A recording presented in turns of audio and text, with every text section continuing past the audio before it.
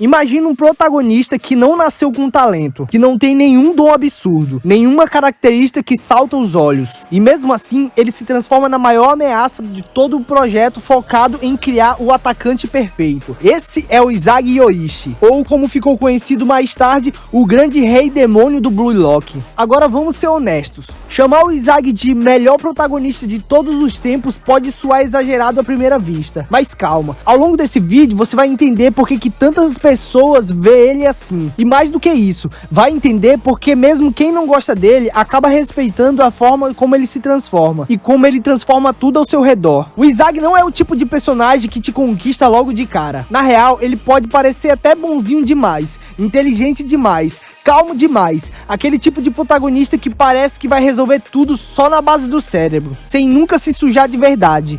E isso cria uma distância. Nós começamos a achar ele meio que artificial, mas aí vem a primeira quebra de expectativa. Logo no início de Blue Lock, quando a proposta do projeto é simples, Izagi, ao invés de mirar no jogador mais fraco para sobreviver, faz o contrário. Ele vai para cima do mais forte, e essa decisão muda tudo. É nesse momento que a gente começa a entender.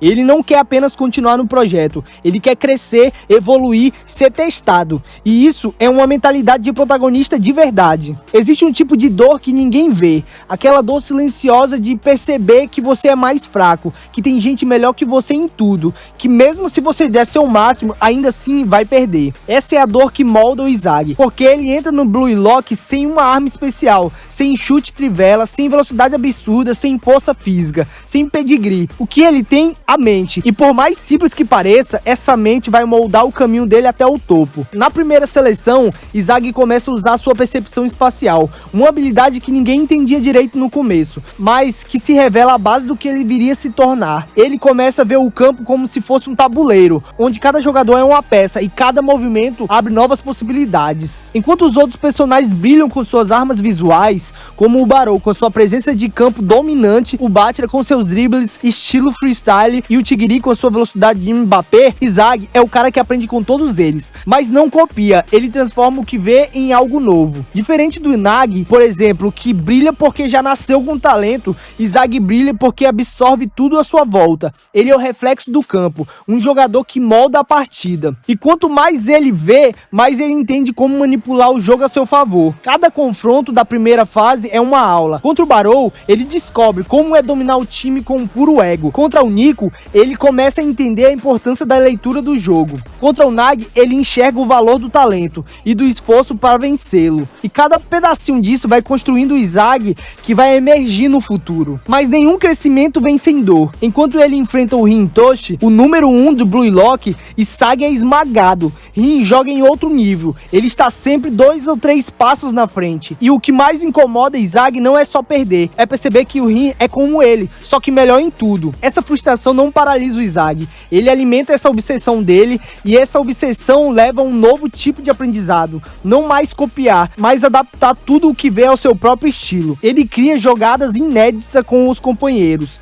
transforma derrotas em oportunidade e começa a brilhar com algo raro, a genialidade racional. E meus amigos, é aí que ele começa a se destacar, não por ter algo extraordinário, mas por fazer o comum se tornar extraordinário. Izagi é o cara que descobre o que precisa durante o jogo, ele não precisa de tempo, ele se reconstrói em campo. Depois de mais derrotas e mais vitórias, mais transformações, Izagi chega a um ponto onde já não é mais o mesmo jogador do início, ele não é mais o bonzinho de antes, ele ainda se importa com os companheiros e ainda respeita os rivais, mas algo mudou. Agora ele quer vencer de verdade. Ele não quer apenas aprender, ele quer ser o melhor. E isso começa a deixá-lo mais frio, mais direto, mais arrogante às vezes. É como se o ego que Blue Lock tanto fala finalmente estivesse manifestando nele, só que de um jeito mais complexo. Izagi não se torna egocêntrico como o Kaiser, mas ele começa a entender como usar esse ego ao seu favor. E quando ele brilha na partida contra a seleção japonesa sub-20, é ali que tudo muda. Mesmo com toda a atenção do estádio focada nos irmãos Itoshi, Izagi é quem decide no final da partida. Ele quem está no lugar certo e na hora certa. Ele que entendeu que a sorte também é construída. Ele que marca o gol mais importante da história do projeto até então. E cara, se o começo de Blue Lock foi um laboratório de sobrevivência, a Neo Egoista League é o verdadeiro teste de grandeza. Aqui não se trata mais de competir com os outros aspirantes. Agora, Izagi está em campo com jogadores profissionais de verdade, representando os maiores clubes da Europa. E entre esses clubes, um nome se destaca: Bastard München, time alemão, frio, calculista, cheio de jogadores com um salário absurdo. E é exatamente nesse ambiente que Izagi entra, ganhando um dos menores salários entre todos, mas ele também não esperava que teria que enfrentar dentro do próprio time aquele que talvez seja o rival mais complexo da sua história, Maicon Kaiser. Kaiser não é só um atacante nato, ele é o camisa 10 da nova geração alemã,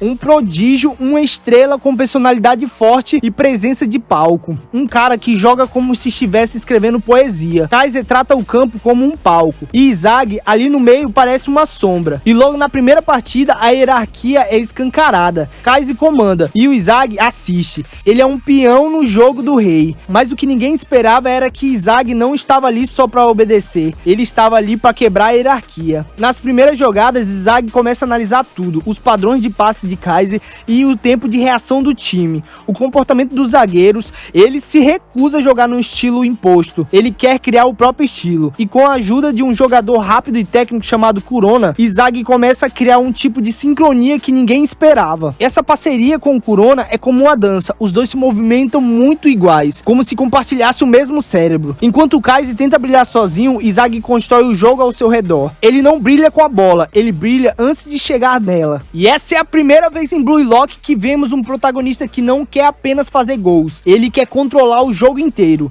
E isso é um tipo de egoísmo muito mais assustador. Enquanto os outros gritam, me dá a bola, Izagi pensa, como posso fazer todo mundo jogar em função do meu plano? E meus amigos, é aí que nasce um verdadeiro Izagi, um estrategista, um arquiteto e um rei silencioso. Mas para alcançar esse novo nível, ele precisa enfrentar uma dor ainda maior, a dor de ser constantemente ofuscado por alguém que tem tudo que ele não tem. Kaiser tem técnica, status, finalização perfeita, personalidade e carisma. E mesmo assim, Izagi acredita que pode superá-lo. Ele percebe que só vai ultrapassar Kaiser se for capaz de fazer algo que Kaiser não consegue: enxergar o jogo inteiro e não apenas só a jogada final. Kaiser é uma flecha, Izagi é um arqueiro. E é com essa visão que ele começa a evoluir, jogo após jogo. Izagi se torna mais rápido, mais ousado, mais preciso. Ele não espera a bola chegar, ele puxa com gravidade. E ele não reage ao lance, ele cria o lance. E isso começa a incomodar. Kaiser, que se via como uma estrela absoluta, começa a sentir que há um fantasma perseguindo ele em campo, um jogador que não deveria brilhar. E aqui vem uma das viradas mais interessantes de Blue Lock. Enquanto Izagi tenta se tornar o jogador mais inteligente do projeto, Barou torna-se o mais imprevisível, um cérebro contra o caos, um rei contra outro rei. Com o passar dos jogos na Neo Egoísta, uma coisa fica cada vez mais clara: Izagi não está evoluindo sozinho. Todos os jogadores que sobreviveram até aqui estão em plena mutação, e o campo de batalha já não é mais só o físico, agora é também psicológico, tático e existencial. Cada partida representa mais do que 3 pontos, e é um duelo direto pela identidade de quem será o futuro do futebol mundial. É um palco onde só os verdadeiros egoístas, no sentido mais brutal e criativo da palavra, conseguem se destacar. E entre os rivais que mais cresceram, 2 nomes explodem com força: Rin Toshi e Shidou Ryuzen. Rin sempre foi o prodígio frio. Desde o começo da série, ele é metódico, controlador, quase robótico, um jogador que planeja tudo nos mínimos detalhes. Mas no ambiente da Neo Egoísta, algo começa a quebrar dentro dele. Ele percebe que o Izagi, o garoto que ele subestimava, está ultrapassando ele sem parecer forçado. E isso ativa algo no fundo do seu ego, uma raiva e uma frustração, um orgulho ferido. Mas Rin não é o do tipo que aceita perder. Ele mergulha ainda mais fundo na obsessão por controle. Começa a treinar em horários isolados, a estudar padrões do próprio time e a tentar prever não só jogadas, mas a mentalidade dos outros jogadores em campo. Rin se transforma num verdadeiro xamã tático, tentando prever o futuro de cada lance antes que eles existam. Ele começa a tratar o futebol como uma equação, mas dessa vez movida por emoção. E é aí que nós vemos uma das maiores evoluções. Rin começa a jogar com raiva, mas não raiva cega. É uma fúria calculada, um desejo de provar que ele é superior, não só tecnicamente, mas como jogador completo. E o principal alvo desse ódio, Izagi. Se Rin é a razão, Shidou é o puro instinto, um atacante que não pensa e reage com violência, explode com fúria, finaliza com sede de caos. Shidou é o tipo de jogador que parece mais um vilão de filme de ação do que um atleta profissional. E o mais assustador de Shidou é que no meio do caos ele funciona perfeitamente. Ele lê o espaço como um animal farejando sangue.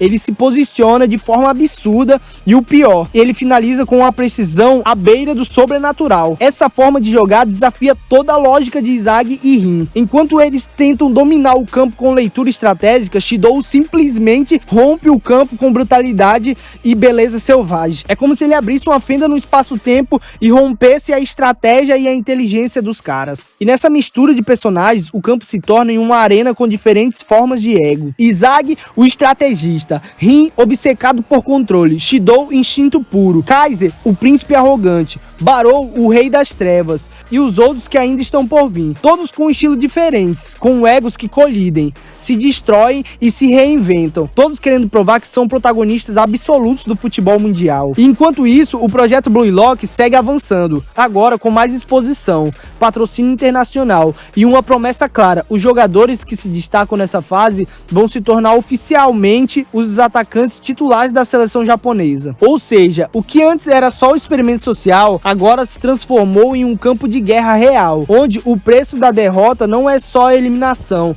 é o esquecimento, é perder a chance de ser lembrado como lenda. E o que esperar de Inzaghi daqui pra frente? É a pergunta que todos fazem, dentro e fora de Blue Lock. A verdade é que o Inzaghi não é mais um jogador em ascensão, ele já é uma realidade. Mesmo que muitos ainda não tenham percebido, ele já está atuando em alto nível na neo-egoísta, enfrentando os melhores do mundo. E mais do que isso, ele está vencendo no jogo mental. Cada duelo é uma confirmação que Inzaghi não é apenas mais um talento japonês, ele é o cérebro do futebol moderno, um novo tipo de atacante, um jogador que não precisa dominar fisicamente, porque ele já dominou o jogo praticamente todo na mente. No fim das contas, meus amigos, Inzaghi não é o melhor protagonista porque ele é invencível, ele é o melhor porque ele é humano. Ele erra, se frustra, se desespera, mas ele nunca desiste, ele sempre aprende, sempre volta mais forte, e isso é o que o torna tão inspirador. Ele mostra que você não precisa nascer especial para ser grande, você só precisa entender o que você é e usar isso como sua maior arma. Mas antes de tudo, ele é o jogador que teve coragem de imaginar o impossível, e isso é o que torna ele inesquecível. E meus amigos, eu sou Spike. Se você curtiu o vídeo, já deixa o seu like, se inscreve no canal, tamo junto e te aguardo no próximo vídeo. Valeu! Destruir esses caras vai me ajudar a evoluir e ir pro próximo estágio.